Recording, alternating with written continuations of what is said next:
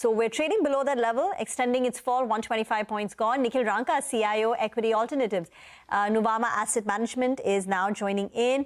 Thank you very much, Nikhil, for joining in.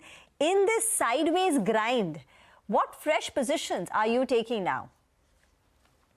So, Rima, I would say markets are basically looking out for triggers. If you take the precedence of other emerging markets, India has underperformed MSCI Emerging Market Index by almost close to 25% this year. And if you look at other emerging markets, a rally has started whenever a trade deal has got finalized with the US. Because then there is certainty, people will fine-tune their earnings estimates, and accordingly, once the uncertainty is out, those markets have performed. In the case of India, very specifically, two things have happened. One, we have not yet been able to finalize the terms of the trade deal.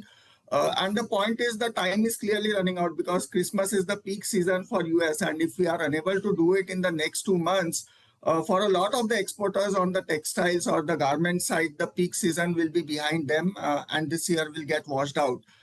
So my sense is for the markets to break out of this 24,500 to 25,500 range, we will need some sort of triggers in the sort of finalization of tariffs with the US, and then a risk-on rally should come through.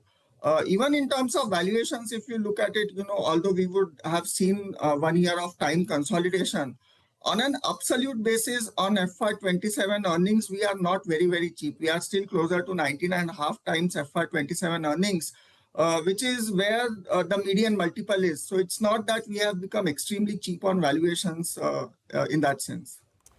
Nikhil, hi. You've had a cautious view, and I think what you're saying is that return expectations themselves need to be reset to perhaps 10%, unlike 12, 13, 14% that we're used to expecting from equities. So, Nikhil, just tell us, since you have a more cautious stance and you mentioned some of the other facets about, for instance, tax collections maybe running behind estimates, how should one position the portfolio then? Are you cutting back from positions on the capex side of the market? And if yes, then what part of it? For instance, defense, look at it, HAL today. They're still announcing mega order wins. On the shipbuilding side, big announcements coming in from the government. So where are you cutting back on the capex or industrial side? So if you actually look at the fiscal match, at the start of the year when the budget was announced, the direct tax collections were pegged at close to 25 lakh crores, which meant close to 12-13% growth for FY26 over FY25. If you look at the first 6 months of the year, we are tracking somewhere close to 8% in terms of direct tax collections. And assuming that, we continue with the same number for the rest of the year, you could have 3-4% slippage on the overall growth of tax collections. Which would mean that there could be 1 lakh crores of hole that comes from the direct tax collection side. On top of it, we have the GST cuts that have been announced and got implemented from 22nd September. If you look at the government estimates itself, the number was put somewhere closer to 45-50,000 crores. So if you put together 1.5 lakh crores of revenue deficit, then we are looking at close to 40 bips of fiscal slippage for additional fiscal slippage for FY26. Now, there are two ways to do it. One, government increases borrowing, which would mean that there will be crowding out in the second half, which could put pressure on yields. Or the other way to then do it is cut back on the capex side of it, so that 10.5-11 lakh crore number. If there's some sort of 10% slowdown in that, then probably, you will be able to manage the fiscal deficit much better in that sense. So therefore, my sense is there could be some sort of pressure on capex names as we move into, later half of the year if the government spending doesn't come through. And therefore, my sense is given the rally that we have seen in a lot of these defense names, this could be an opportune time to take some profits in those names. Hi, Nikhil. Good afternoon. Good to see you. Nikhil, what's the view on tech? Things were looking actually like they were bottoming out and tech was said to catch up. But now suddenly over the weekend, Mr. Trump, he's having some issues with that H-1B visa. Well, most sell-side notes suggest that it's not going to be such a big impact. We have a lot of companies as well that joined and said it may not be such a big impact. The problem is the intent. And that's what's dented sentiment. And that's why the index itself is down 5.5% for this week. Do you think you would be looking to buy into this dip, or do you think there's too much of uncertainty and no growth, so you'd rather stay away? So Nigel, if you put two, three things have happened for tech. The first is, the impact of AI in that sense.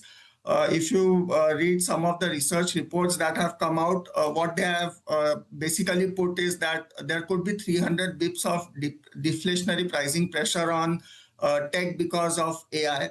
That is one of the headwinds. So you will have to have much more volume growth to compensate for that. The second part is if you take the H-1B visa impact, the number is close to 1 lakh crores, but typically the tenure is close to 6 years for an H-1B visa. So on a per year basis, the impact is just $16,000 and the numbers are very small. So if you look at, the commentary from a lot of companies, nobody is expecting a hit of more than 50 to 100 basis points on margins because of the H-1B hike. And some way they can mitigate through that through lower salary hikes for employees. However, the key concern that now remains for the street is after H-1B visa part of it, does it do something on the higher act? Because there the measures are much more draconian. He's talking about a 25% tax on outsourcing. So everybody is therefore waiting for the dust to settle to have some clarity on what shape the final tariff negotiations with the US takes place.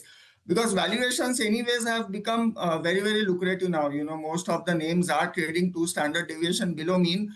But so to say, there's no trigger for the stock prices to move till we have clarity on tariff negotiations.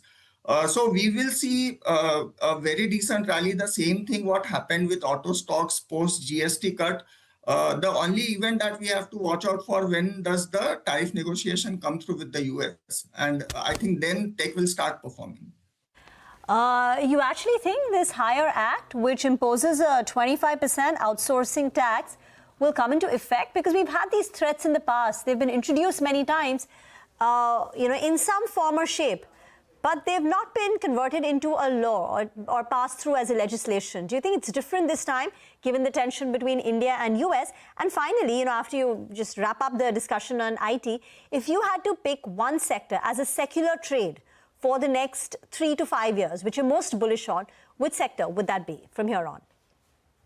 So Rima, if you look at it, in the initial 3-4 months when this tariff thing was happening, services were kept completely out of the gamut of tariffs in that sense. And then suddenly we had this H-1B visa issue coming up.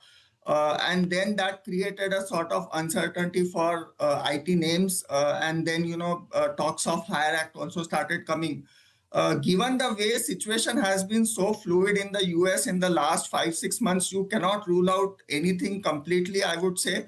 And that is exactly what the street is also getting nervous on. I would say this will be a less than 20% probability event that something of this sort comes through.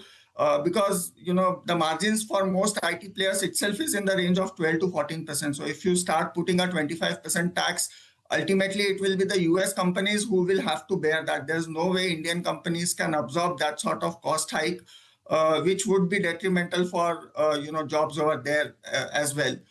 So my base case is that it will not come through. It's only the uncertainty which is keeping the valuations a bit capped for IT companies. Given the way, things are panning out on the global side, I would say cement is one sector where, we've seen sort of GST cuts happening, almost 30 rupees of reduction per bag should happen. And that's one sector which is completely insulated, so to say, from the global uncertainties.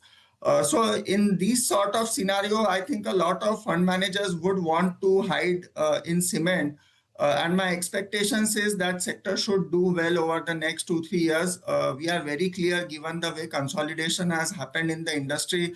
The industry is now 60-65% in the hands of 2 players. Pricing power will come for cement companies, and what we are seeing today, closer to 800-900 rupees of EBITDA per ton. That should move closer to 1,100-1,200 rupees over the next 18 to 24 months. Okay, all right. Nikhil, thanks very much. Great perspective. Good to have you on the show today. And we look forward to more conversations. Thanks for joining in. Well, with that, just a quick glance on the market because the weakness is really, really telling. Look at this. I mean, now the market's picking up momentum on the way down.